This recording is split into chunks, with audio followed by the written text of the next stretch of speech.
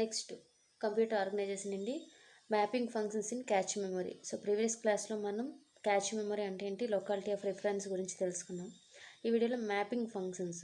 So ఇక్కడ మనం cache memory అంటే ఏంటి, cache is a smallest and faster memory that stores the copies of the data from the frequently used in main memory location. So ఇక్కడ మనం cache memory ఎందుకోసం use చేస్తామంటే, cache memory is a extremely faster and small in size.